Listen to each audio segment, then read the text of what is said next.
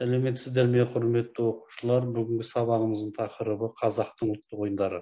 Сабақтың мақсаты қолайлы оқу ортасын қалыптастыру бойынша біріккен әрі тиімді жұмыс дағдыларын түсіну, анықтау, білім алушылар арасында ұлттық ойынды насихаттау. Сабақты үй жағдайында өткендіктен бірінші жаттығудан бастаймыз. Мына қара жорға биінің ырғағымен үйде ырғақты жаттығу жасаймыз.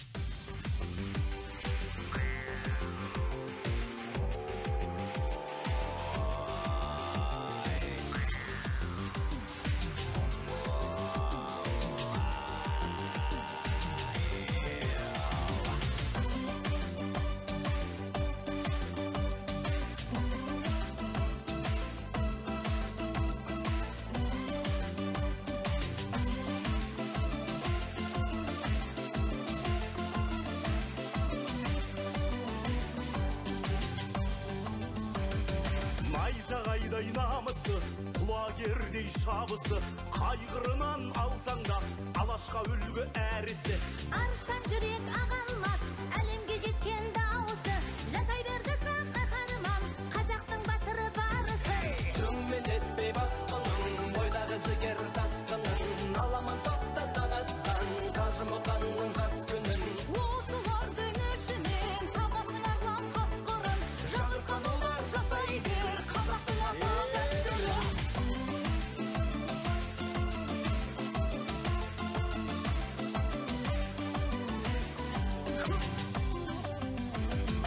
Алып та шыққан арысты, шалып та шыққан арысты, көздері жайнап кететін, болғанмен көрсе жарысты. Қазақтың туын көтеріп, құлатпаған намысты, көремін десең бізге кел, баһадүр батыр барысты. Өзімендері бүгілмей, жігері құндай үгілмей, күш атасын танытқан, көрсете тауды түңілмей. Атандай жүкті көтерген, атағын білген алтарыс, осындай болған шығар-ау, қоғыланды мен алпамыс.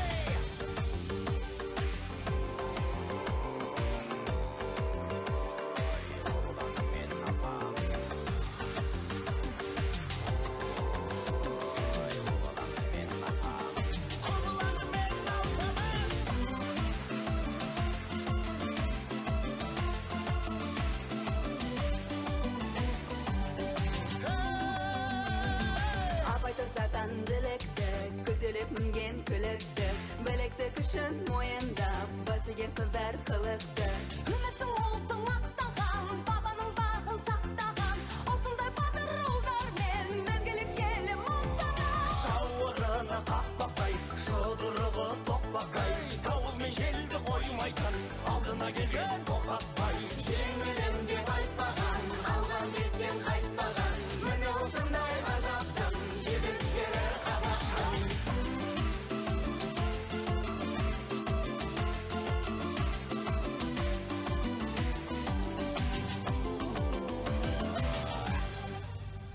Асыл қазынамыз ұлттық ойындар 5 түрге бөлінеді. Бірінші аңға байланысты, екінші малға байланысты, үшінші түрлі заттармен ойналатын ойындар, төртінші ептілікті қажет ететін ойындар, бесінші соңғы кезде қалыптасқан ойындар. Енді біз осы 5 түрінің ішіндегі бүгін малға байланысты ойналатын ойындарға аз ғана тоқталамыз. Бірінші бәйге ойыны. Бәйге ұлттық спорт ойындарының бір түрі. Бәйге қазіргі заманда 3 түрлі бәйге жарысы болады. Бірінші құнан бәйге, екінші аламан бәйге, үшінші жорға жарысы. Аламан бәйге және жорға жарысы қазіргі таңда жақсы дамыған. Жылқының жас ерекшелігіне байланысты әртүрлі қашықтықта аттар жарысады. Екінші ойын теңге ілу ойыны. Теңге ілу ойынында да орамалға түйілген теңгені ат үстінде шабандоз шауып келіп, жерден іліп алуы шарт.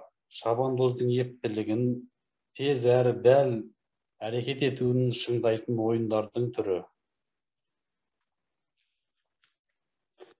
Үшінші көкпар ойыны. Көкпар ойыны ежелгі түркі елінің көкбөрі сөзінен шыққан. Көкпар ойынның ережесін әрі қарай бейне роликтен тамашалаймыз.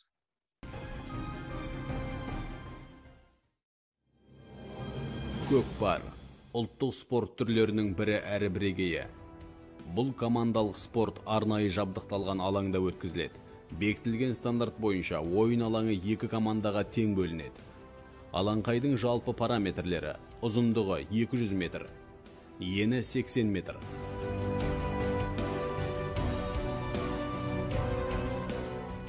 Қазандық диаметрі 3,1 метр. Ал қазандық арасындағы ұзындық 160 метрді құрайды. Орталықтан бастап қазандыққа дейін 80 метр болса, қазандықтан бастап ойын алаңының сыртқы сызығына дейін 20 метр. Айып алаңы қазандықтан бастап 20 метр. Орталық және айып алаңындағы шеңбердің диаметрі 8 метр болады. Ал жарысқа түскен әрбір команданың радиусы 3,1 метр болатын қазандығы орнатылады. Көкпардағы басты ойын құралы серке. Серкенің салмағы ересектер үшін 30-35 келден, жастар үшін 25-30 келден, жасөспірімдер үшін 20-25 келден аспауы тиіс. Көкпар тартуға 18-ге толған, тиісті даярлықтан өткен, атты басқаруға дағдыланған, дәрігердің рұқсаты бар спортшылар қатыстырылады. Жарыстың басты ережесі бойынша команда құрамында 20 көкпаршы мен 12 ат кіреді. Ойынға 12 шабандоз қатыстырылады. Оның 4-еуі алаңдағы ойыншы, 8-і қосалқы ойыншы болып бөлінеді. Сонымен қатар алаңда 1 жаттықтырушы, 1 жетекші, 3 атбегі мен 1 мал дәрігері және 2 жүргізуші болады.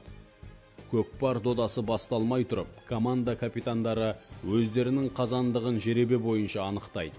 Одан кейін серке мінбеге қарама-қарсы жақтағы ернеу сызықтан 10 метр қашықтықта орналасуға тиіс. Жарысқа қатысушылар мінбеге қарама-қарсы қырын сызықтан кейін бір қатарда тұруға тиіс. Көкпар тарту төрешінің ысқырығынан кейін басталады. Додадағы негізгі мақсат барлық ойыншылар серкені бірінші болып алуға ұмтылып, қарсылас команданың қазандығына салу көзделеді. Қазандыққа серкені дөп салған ұпай саны көп команда жеңімпаз болып танылады. Егер 1 минуттың ішінде серкені бірде-бір команда ала алмаса, онда ойын тоқтатылады және орталық шеңберден қайта басталады. Шеңберге әр командадан 1 ойыншыдан кіріп жекпе-жекке шығады. Серке шеңберден шыққанша басқа ойыншылар ойынға кіруге құқығы жоқ. Егер 2 минут ішінде ойыншылардың бірі серкені іліп алып шеңберден шықпаса, онда төреші оларды басқа ойыншылармен алмастырады. Серкені іліп алу мен ойындағы басқа да тәсілдер көкпар ұлттық ойынының ережелері бойынша жүргізіледі. Ойын командалардың бірінің қазандығына серкені салғанша, немесе ойыншылардың бірі ойын ережелерін өрескел түрде бұзғанға дейін үзіліссіз жалғастырылады. Ұпай санау үшін серкені қазандыққа дәл тастау қажет. Қазандықтың жиегінде қалған серке ұпайға есептелмейді. Серке қазандыққа түсіп, алаңдағы төреші ұпай есептегеннен кейін ойын алаң ортасынан қайта басталады.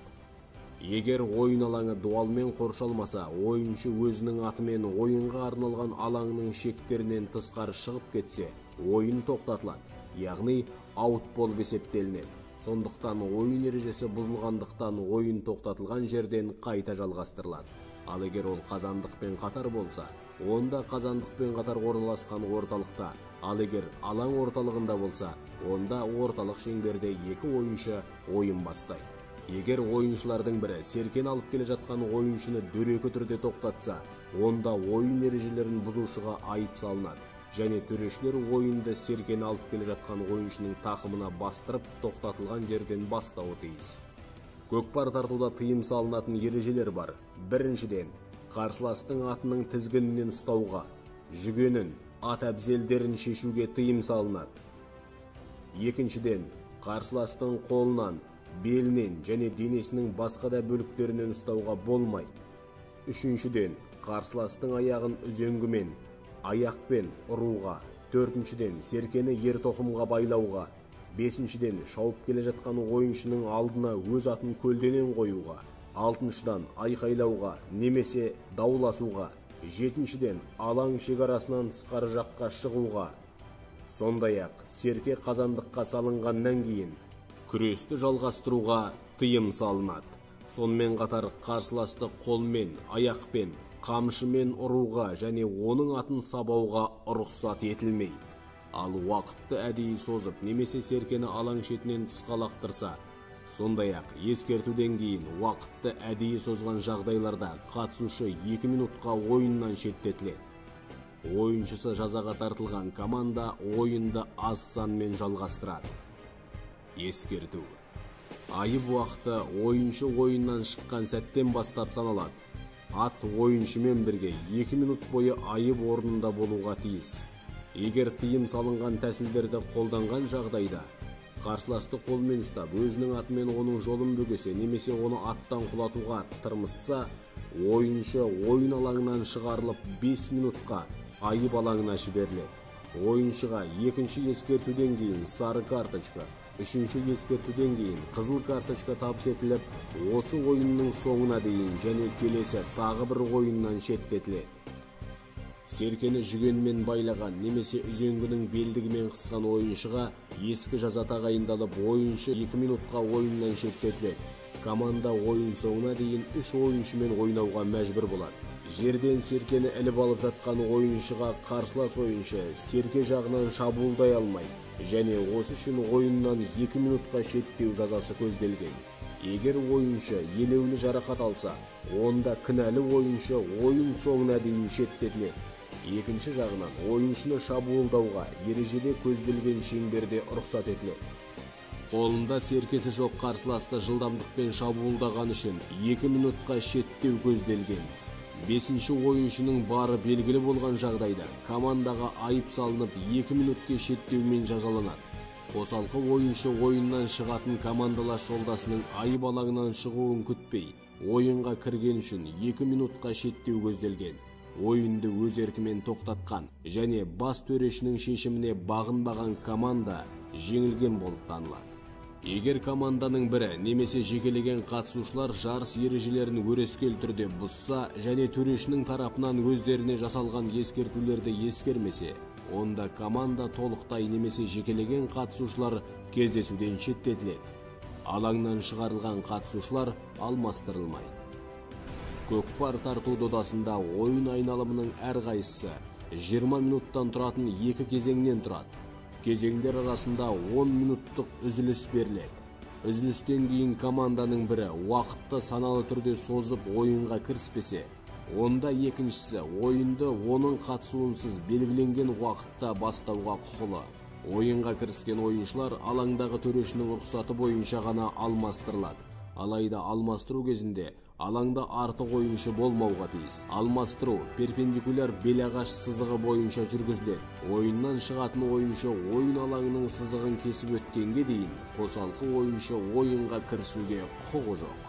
Егер ойыншы аттан құлап және ат қашып кетіп немесе айыл үзілсе, төрешілердің бірі алаңнан ойыншының шығуын күтпей қосалқы ойыншының шығуына рұқсат береді. Көрермендер мен қатысушыларды қызықтыру үшін ойын ережесін бұзбай күш қолдану тәсілін қолдануға болады.